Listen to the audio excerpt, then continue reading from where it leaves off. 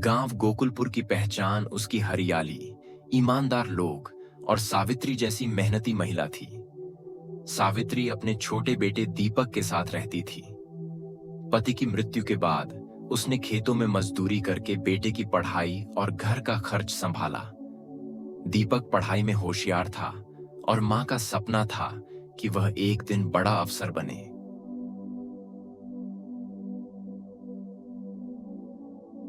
पर गांव में एक दिन ऐसा भूचाल आया जिसने सबकी शांति भंग कर दी। गांव में महाजन हरिराम का बड़ा रसूख था। वह गांव वालों को उधार देकर ऊंचे ब्याज पर पैसा वसूल करता था। सावित्री भी मजबूरी में उससे कर्ज लेकर काम कर रही थी। हरिराम ने सावित्री से वादा किया था कि खेतों में उसकी मेहनत का उचित मेहनताना देगा, लेकिन महीनों बीत गए और पैसे नहीं मिले। हर बार जब सावित्री पैसे मांगती, हरिराम कोई बहाना बना देता। अरे, अगले हफ्ते दे दूंगा, अभी खजाने में कमी है, कहकर टाल देता था।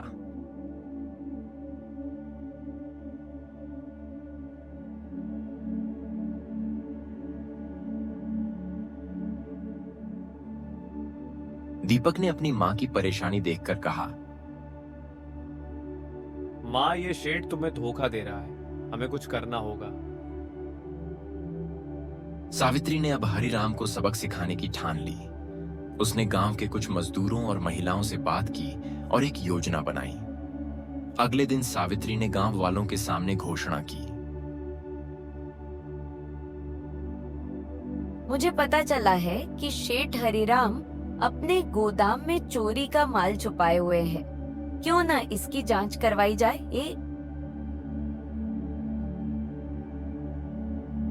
गांव वाले पहले तो चौंके, लेकिन सावित्री ने उन्हें यकीन दिलाया कि यह सच हो सकता है।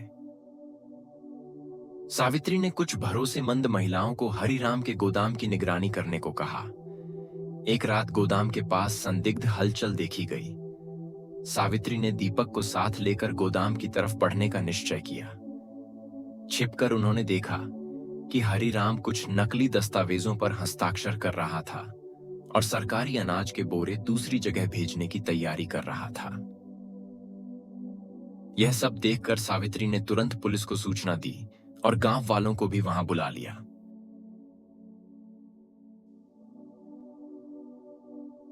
सुबह होते ही पुलिस गांव में पहुंची। सावित्री और गांव वालों के साथ पुलिस ने गोदाम पर धावा बोला। गोदाम में सचमुच सरकारी अनाज के बोरे और नकली दस्तावेज मिले।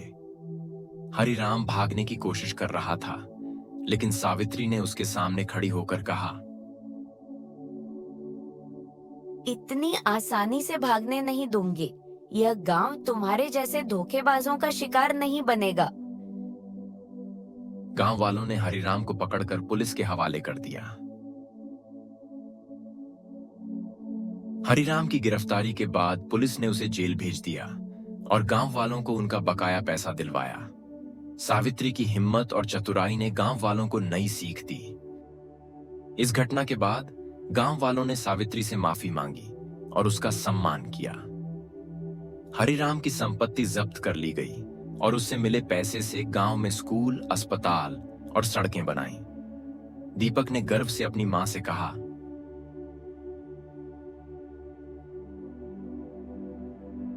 माँ, आपने आज मुझे सिखाया कि ईमानदारी और हिम्मत सबसे बड़ी ताकत है। सावित्री की मेहनत और चतुराई की कहानी पूरे गांव में मिसाल बन गई। अन्याय करने वाला कितना भी ताकतवर क्यों ना हो, सच्चाई और हिम्मत से उसे हराया जा सकता है।